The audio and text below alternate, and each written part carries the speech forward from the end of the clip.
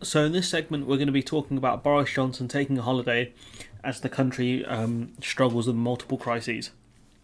And we're going to talk about each one kind of briefly, and I'm going to do a separate video talking about them in more detail, so subscribe for that. But yeah, in this segment, Boris Johnson in Marbella during, a real crisis point in the country, really, especially as winter is coming.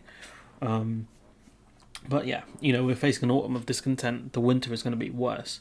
Boris Johnson is taking a week-long holiday in Marbella, according to reports.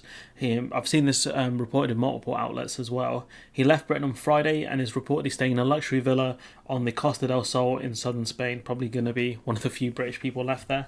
And it's nice for some, innit? The British police source told the Mirror, officially we can't confirm, but unofficially, which is this is hilarious, by the way. Unofficially, he's in a big luxury villa on the border between Marbella and Benaves. I'm not sure how to pronounce that. Benavis. If it's not mentioned in football, I'm going to have no idea how to pronounce it. We have also been aware that the British Prime Minister is staying, and we have to be extra vigilant. So unofficially, this police officer's confirmed it, which is pretty funny. The Prime Minister cut short his planned summer holiday in Somerset because of the Taliban. He returned to the West Country shortly after. He was also in Cornwall, I believe, on a unofficial holiday. He said he was working, but surely if you're telling people to get back to the office and start working from home, why the hell are you going all the way to Cornwall to work remotely? It doesn't make any sense. His Scotland staycation, nearly ending catastrophe after he swept out at sea. His Winter 29 holiday to the Caribbean led to him being brought before the Common Standards Committee due to a discrepancy. And the other issue is that we know this man is broke, he's struggling financially, so how the hell is he affording a luxury villa in Marbella? That's a question for someone else.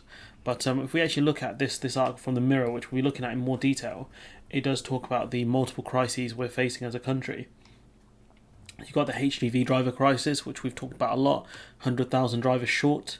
And obviously without cabotage, it makes transporting goods into the UK a less viable option for European drivers, sort of EU drivers, I should say, because Britain is geographically a part of Europe. Petrol crisis, we've talked about this a lot, where there are still many places in the southeast which still don't have access to petrol. Warehouses facing a massive worker shortage of around 10,000. Amazon are paying a lot of money in terms of signing on bonuses, but we are facing a massive issue here in logistics, in warehousing. Pubs and restaurants, the hospitality sector struggling as well.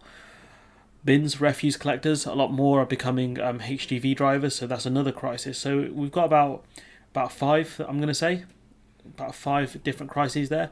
We've got the energy crisis, which Britain has been more vulnerable to because we're out of the European internal energy market, which is a problem. Also, we have less reserves of, I think, gas than other European countries.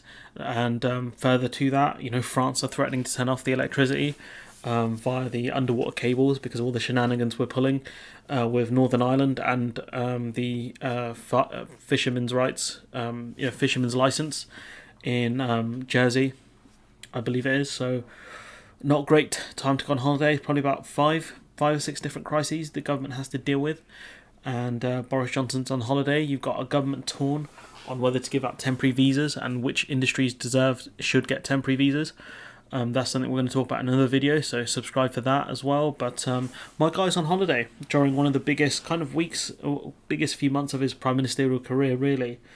This isn't reported enough, but it should be reported more, really. Like, he's on holiday during some of the worst times in this country. Like, we're going to face... If this is an autumn of discontent right now, where you got fights in petrol stations, I really dread to think what the winter is going to be like with a lot of people, a lot of EU and global citizens. They're not going to take a 3-month visa. It's pointless.